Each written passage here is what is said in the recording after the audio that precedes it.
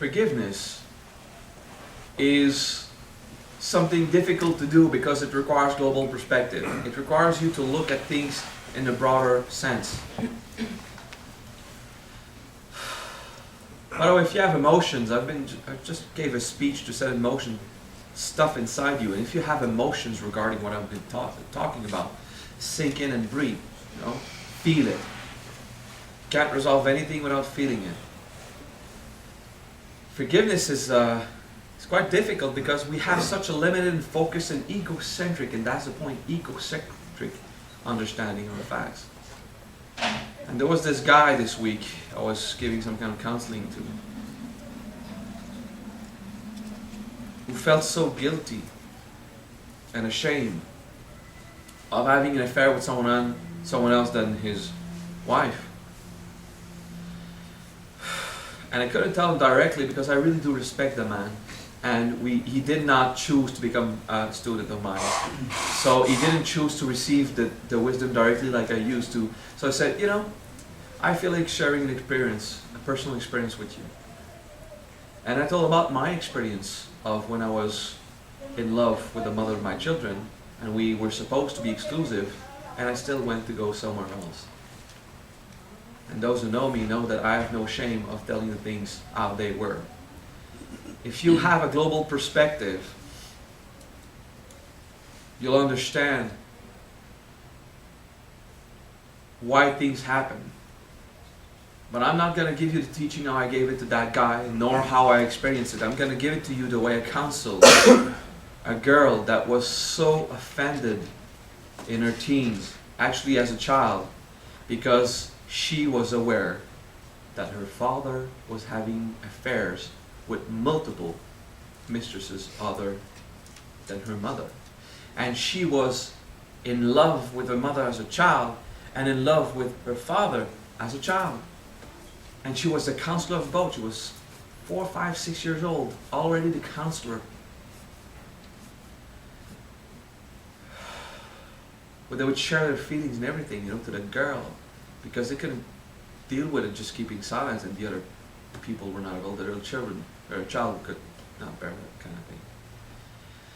So that woman grew, she's a woman today, and she grew to be so intensely judgmental about sexuality and how much effort you have to put into a couple before you have the right to reap the benefits.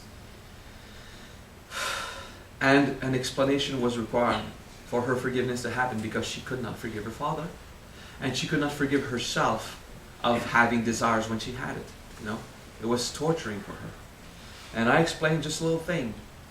When the 2 children were born, your mother cut off sexuality to your father. How do I know? It happens in every couple for a short period of time. And it's not the fault of the woman. It's called biology, it's genetics, it's survival. The mother gives the first year of attention to the child. Therefore, the guy doesn't have sex during the majority of the moment of the growth of the baby. And then up to sometimes 1 year, maybe 2 years if it's not healed, if the body of the wife, of the mother is not healed yet. And that man who used to have sex once a week, or once a day, or once every 3 hours, I don't know, depending on how needy the people are, goes 1.5 years without. And that is a shock to the husband who was not prepared. Can you understand that? If you have a global perspective and understand it's not the mother's fault for cutting away sexuality to the man, it's not the fault of the man of betraying and being unloyal. It's people with pressure inside and feel a need to answer it, and it hurts so much. Did you be honest with yourself? You don't have to tell me, but be honest with yourself. There was a point or many moments in your life where you reached a level of desire that masturbation could not resolve because it was the entire experience of contact, and you couldn't get it because you were alone and it hurt. Do you agree? And that pain pushes people to do stuff. And 65,000 years ago, like I often said, we were mammals. The boys fucked the girls. Girls had babies. The boys went to hunt, brought the mama back for everybody to eat, and we behave as a clan with no precise distinction of who was the one that engendered who. A few species are loyal like that, like one couple. But most species, especially mammals, like monkeys and imps, don't really give a shit about that, eh? And, well, you know, some kind of parrot, you know, and some kind of whale. Do we look more like monkeys or more like whales? Seriously, on which genetic strand do you think we have the most influence? Probably the one that just goes and fucks as much as it can anything that possibly moves, okay? Oh, pineapple! Oh man, it hurts, got spikes! Do it anyway! You understand? So the justification, but some animal species, yada yada, I know some, but not humans, okay? Not humans, it's hard. So some people do have the moral power to stay focused and endure. A man goes in depression after an experience like that when unprepared, and even when prepared, it's not prepared enough, okay? I think a lot of you understand that. And for women, it's not the same way. It's not a long period of time. It's just that moment in the month where you feel that less powerful, less intense, but you do have it cyclically, more than usual, you understand? And it's okay, but that suffering, like for us men, it's a big shock and boom. It breaks us, and then our entire moral values cannot direct our behavior. And for women, it's a small moment, and if after a few months your man is not there when you got that kind of need, you would experience something similar. And in a study, 4% of men admitted having sexual intercourse with someone else, and 2% of women admitted having sexual intercourse with someone else, which means that men were just more honest than women in that survey. Okay, that's the only thing it means. Okay, because it's certainly higher than 4 and 2%. I know by experience because I've been treating people and doing therapy to people. And your secrets and your personal stuff is very well guarded with me. Don't even worry about it. I so not give a shit that, you know, it's just in the trash, an empty basket and over. A nun in Canada is, I forgot her name, she's a sex therapist for priests who have issues. And she wrote a book saying after 40 years I still get the same crap. She's getting old now. She started young to, you know, in a program to kind of help the priest open up to a woman and be able to, and that woman, you know, she's bound by her vows and everything. So, you know, in a closed cabinet it would not happen, and you know, that's what they hope at least. And she wrote a book and she said that 80% of priests or nuns that took vows of celibacy are having a relationship and sexual intercourse frequently, because there's no way a human being could endure that. Do you understand? And because it's socially supposed, it's culturally or ethically stated in a church or a religion of where priests are celibate and make vows of celibacy and no sexual intercourse, because they make these kind of vows, because they're supposed to give example of how strong they were, they can't. So all these priests are guilty of something, and all these nuns are guilty of something. Understand? And they carry the weight of guilt because they were taught that whatever they did is wrong, and it's the same type of problem with a social system that says that a man and a woman cannot go seek sexuality when it's not available at home. I mean, you go buy bread somewhere, and you have your kind of bread, and shop's closed. She's just gonna find another market and buy bread until your shop reopens, you know. So what's the entire fuss and drama about? When it has to do with sex, you got all this power and judgment and everything. Don't worry, in a few minutes I'll say how it is important to stay as stable as you can. And if you've got desire to go elsewhere, you should resolve it inside. And if it's impossible for you to be satisfied in your relationship, you should end it properly without causing all the fuss and ruckus and battle, and then reopen another case with someone, be stable. That's what we believe in. But we also believe in forgiveness. That when you did stuff, you did it because you were an animal with animal instincts, and that there's pain in there, and at one point you need to go get the experience you want, and sometimes it's not sex. Sometimes it's affection. Sometimes it's a kind of collaboration. Just be diligent, you know, it's walking. I'm not saying there's a judgment. I'm saying it's a very thin line of having an affair or sexual intercourse with someone you're not in a relationship with, or while you're in a relationship, a stable relationship with someone else. You know, that has a higher risk of causing suffering at one point. So it's not that I judge it, because I always say never do something out of a judgment that is wrong. Do it because it's wise. And it's wiser to remain some kind of loyalty in your couple. You understand?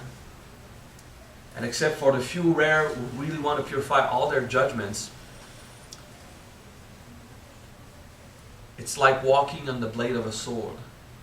It's just, you could drop balance on any side, any time, and while you're on balance, you could even cut yourself. So much a thin line it is, you know. So I say, why play with fire? Huh? Why risk it? So out of wisdom, what do I encourage? What do I suggest? Open communication. What prevents you to have an open communication? Shame, guilt. There are things in life, you know, maybe even between wife and husband, you know, about the way you manage your resources and the way you use the money. Sometimes saying something to someone could hurt. I mean, it's for you to know if it's out of respect for the other or out of I'm too ashamed and I'm gonna lie. Is it compassion? Is it manipulation? You know, the more you grow honest with yourself, the better you'll be with that, right?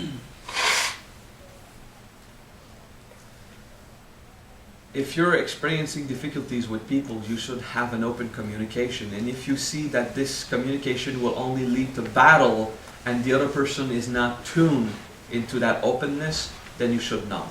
And that's the point. That's what makes it so difficult. If you have a problem, you need to talk about it. If talking about it leads to destruction, negative impacts on the children, then shut up. And you see how this can lead to have troubles in communication. Then it packs up stuff that you keep inside. Then you're hurt. And the only output, the only possible way to get out of that is through forgiveness. Forgiveness is to have a global understanding of why did the lady cut you off, of why the man is so enraged. And if he's not so angry, he's getting pussy somewhere else. Okay? Or he's autonomous. You know, for my part, for 3 years, I was just very autonomous. Without shame. And I was telling her, oh, don't worry. Just open up an account, that porn site, and just whack off as much as I can when I can't deal with you. You know, she's there. When I married her, she was a dream lady. She had the biggest pair of boobs. She was completely open with sex. She was driving me crazy and pumping as much as I would like to. And with no warning, boom, cut off. I have a personal experience. of that kind of thing. And that's not what drove me once to go elsewhere. What drove me to go elsewhere was not even the physical aspect of it. It was the mental treating me like shit aspect. And forgiveness is the only way that I could stay happy. And today I still share the same house and I'm still with her, and I would tell you, even though 2 years ago, last year, I would tell her, you know, I'm still not in love with you. I'm not staying because I'm in love. I've not told her this year, I'm not in love with you. She's cool. She's getting cool, you know. She's doing the works of her home therapy at her own rhythm, the way she can. And in a way, I spent the last 3 years without the ability to have a relationship with anyone, and had my heart broken at some points. But as a master, I need to outsurpass these limitations and stay focused in my work. Yeah? And some of you have learned the cauldron, techniques to dissolve desire, and I've applied it like a lot. And I found out actually I could fuel my heart and my soul without needing me to go physical with someone that I loved. Yeah? And it's like in a certain way, everything in my life now gets better because I've trained and at not being so angry when stuff like this came to challenge me. So I'm talking about my personal issues, and some of these details are hidden out of respect for the fact that you probably could not deal with the way I perceive things, and you probably could not be strong enough to spend time with someone that you're in love with and have no physical contact. Because this is what I end up doing with everyone. I love you guys. And if to ease the tension on my nature, I cut off the love, it won't work. So I allow the love, and all these beautiful ladies, you know, sometimes they're like 16, you know, just on purpose try to, let's hope the master notice, you know. And they kind of hit, and I look at them like flowers blooming, like beautiful waterfalls, like just another phenomenon of nature, and that's it. Train my mind to do that. All these issues about contact that when not addressed with forgiveness build up pressure. And once that pressure is built up, it explodes in words with violence. And if it's still not dealt with, sometimes it becomes fist in the face, it becomes physical, it becomes vengeance. That's difficult. Huh? That hurts. So this morning, philosophy on how much you pack up your own stuff inside you. Solution is to talk about it, and if talking about it is going to bring about more violence or more argument, because the other person in your relationship, or even your parents, if you argue, or your children, if you argue, these people, if they did not choose to evolve spiritually, to open up, to look at themselves, to be humble, to admit their own faults, if they're stuck in the pride that they're right about everything and don't want to have it, one ounce of lenience,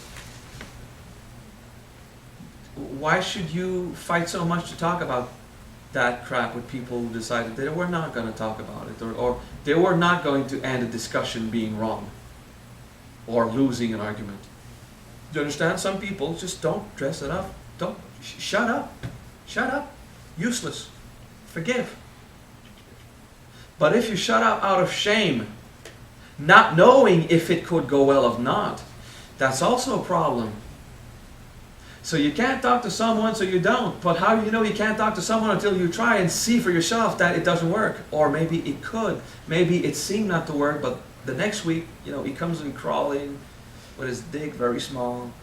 Oh, I'm sorry. That kind of crap. Oh, it's a tail between his legs. That was the proper expression. That's what I meant.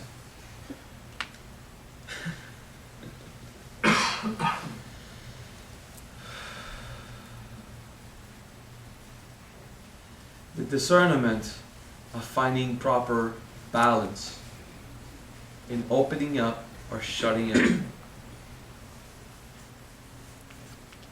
To to communicate when it is appropriate to communicate, and not to communicate when it is the wisest course of action, out of compassion for another who didn't choose to evolve in that way.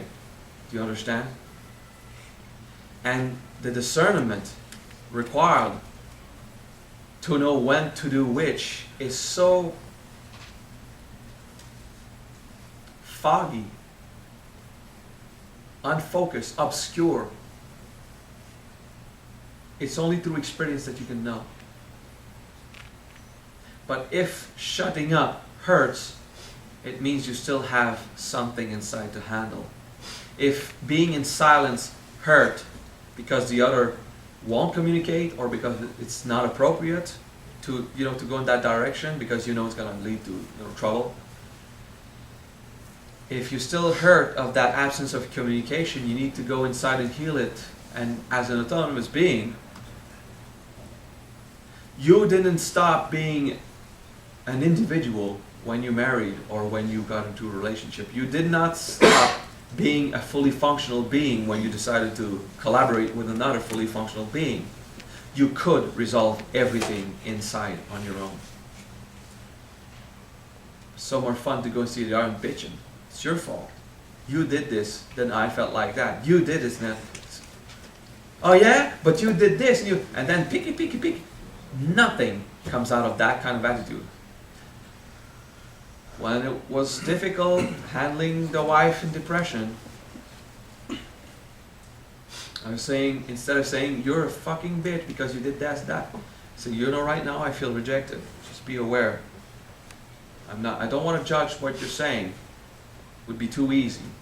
Just pick on you instead. Just, if I can't get to the point of understanding you or forgiving you for being so hard on me, I feel rejected. I'm sure I am trying to understand what you mean by you don't do enough. Because, she didn't understand that I didn't do the dishes and clean up the stuff and do the laundry, but I did work between 90 hours and 110 hours per week to get that fucking money in so they could have some dishes to clean and some trash to get out after eating so well with the money that I've earned very hard. Do you understand? Her mind was on her direct experience. You're doing nothing. She was unsatisfied. Had nothing to do with the dishes, but it's all she got in her face as an argument. Couldn't think about my part. Didn't have global perspective. So because of her selfishness, she was bitching me. Because of my selfishness, and if I didn't have my training on stepping back, stepping down of the weapon mode, I would bitch her. And how much difficulty happens when we do that. Just it's someone else's fault. It's someone else's fault. I mean, if after 10 years you experience sexual insatisfaction, it's about time you say it. And if she can't deal with it when, it's time to end that. Or that she would say, okay, I'm sorry, I'm not going to deal with it, but you can do whatever you want. Just find a way where it won't be a betrayal of that couple, where there will not be a judgment by ending the couple, or maybe reenacting the sexuality, or breaking that system belief that you have to be exclusive. You have to be exclusive when you are. You have to be exclusive when there's actually something going on. But if there's nothing going on, there's nothing to be exclusive about. You've been cut off for 3 years. Come on, that's not being loved. That's not a couple. So if your man or your girl is hard on you, ask yourself why and what's your share on that. And to that girl who was so angry at her father for having mistresses and whores, I said, did you ever consider once that your mother cut him off? And if he did that, it was your mother's responsibility. Either because she did not provide it enough, actually she didn't provide at all for a long time, or maybe it's because she had judgments about, just staying in power to the guy. Maybe she didn't love the father anymore, but she depended on him for financial income. Oh, the oldest story of the world. I completely changed my speech when children are involved. When there's children, you need to provide, period. And if the man and the woman, through their difficulties, can remain together, and provide the father and the mother to the children, they have to. Even if it hurts. Children meant responsibility. You didn't know? You didn't understand before? Too late. It's done. You can't screw with children. And when they become teenagers, 11, 10, 11, 12, maybe 13, you feel it when the child gets to that point of starting to not really want to be with the parents. It's just starting. They still need the parents. Then it's okay. Just go away. Split up. Split that couple. No problem. Okay? The teen, what they want is to be assured that they're still loved. And that's it. And all the separation, what hurt the teen or what hurt the children is when the parents fight and are angry. If they do it in harmony, they say, wow, that's so cool. They can be free to feel love if they want, and they'll still provide what I need, and they don't get angry. So cool, And children are extremely sane of mind and heart when the parents separated without the argument. When it was a clear, responsible decision, and we did it. But until the teenagers, these children need something, But still I have to add a point. If the parents staying together do cause suffering because they argue, because they're always fighting, because there's so much hatred, they should split even if the children are not ready, because their staying together will cause even more suffering. So if some people split up while the children are young, there still is no judgment. Because exposing children to violence between men and women will just cause them to go feel that entire conflict within their own relationship when it started. Okay? And I've covered every aspect of that situation. So at one point you've recognized yourself in your couple or as a child watching your parent. You understand that? That was a speech. Communication and contact is lived at so many different levels.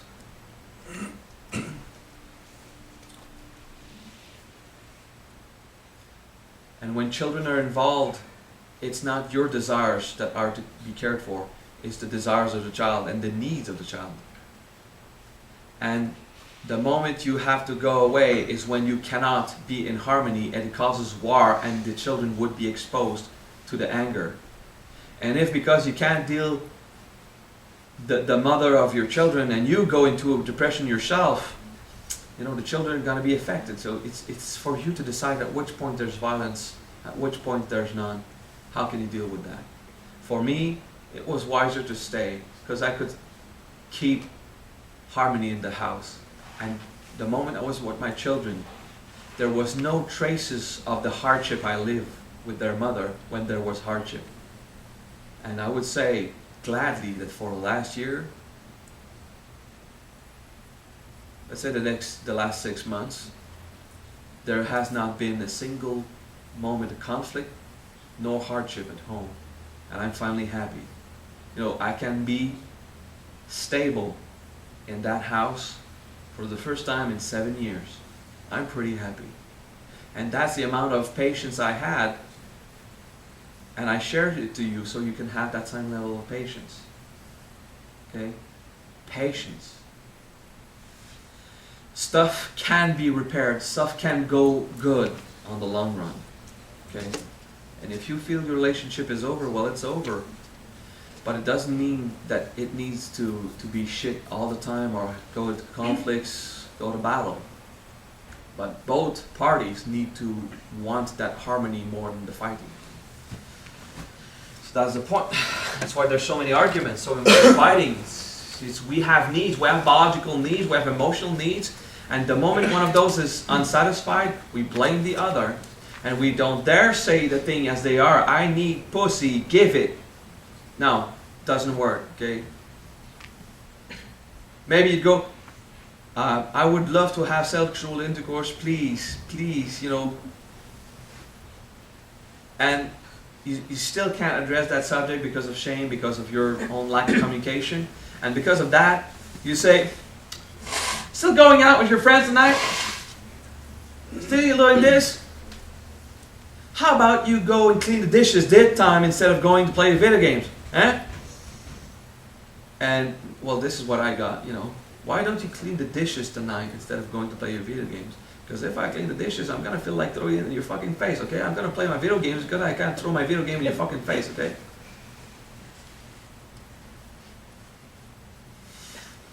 You understand? So we start to project on the dishes and the chores and responsibilities has to do with... Actually, there's a humorist. What's the name of the guy? The humorist? Fuck, pussy did bitch, bitch, that nigga. Cat Williams? Cat Williams, yeah. Cat Williams. And he was teasing.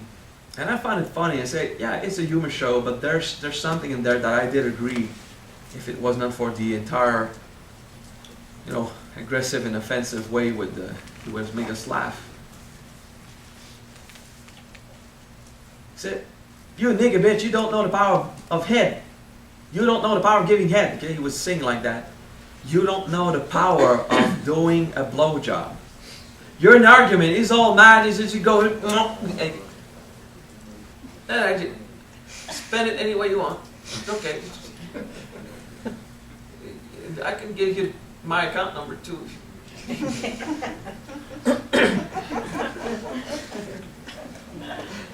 He was funny, okay? But I got it. Obviously, for me, it was like, yeah. If you can't have sexual intercourse with someone that you have vowed to have sensual intercourse with, be honest enough to admit, I can't have sexual intercourse anymore, even though I said I would, until death do us part or whatever, or bullshit you had adopted as a system to justify that you should keep suffering while the deal was not fully endorsed. You know, there's 7 clauses on that contract and you just keep 2. You can't leave and you can't be happy, okay? And everything else is part of 7th one. It says you can't be fucking happy. So, you know, we put ourselves in structures that are meant to be in some kind of sense, stability and balance in nature, and not throw off the economy. And you know, if people fool around too much, it's going to cause more than heartbreaks. It's going to cause also budget breaks. Eh? A lot of houses that get bought and resold after 1 year. And I'm saying this because some people have actually had this experience here. So, do you understand that if the system is not made for how we are built in nature, the solution is not to destroy the system, and the solution is not to destroy nature. It's to have them talk and have them communicate. And when it's impossible because everyone is not at this level of wisdom and humility, it takes humility to have a conversation and initiate that conversation with, I want to hear what you have to say. You know? And I assure you, I will do my best to understand. It takes humility, but not everyone has that humility. So if it's impossible, you just shut up. And you go deal with it another way. Okay? I was blessed with an experience where I could finally start to have some kind of harmony in my heart at this level. And of course, God brings it to me in a way that could not fit with nature and could not fit with the system. So I'm screwed, you know. And I'm just to take it how God brings it, and it's okay. And you should have the wisdom to try to do the same. Alright? Breathe. Introductory speech. Remember, when you feel emotions while I talk, you need to go and breathe them and feel them. Forgiveness comes when you have a broader understanding. All this stuff about relationship happens because we don't feel it when it hurts, and because we don't feel it inside, don't understand it in its global perspective, we go and blame something very local and precise when sometimes it's a lie. Next step, we're going to talk about the veil. Let's take a break.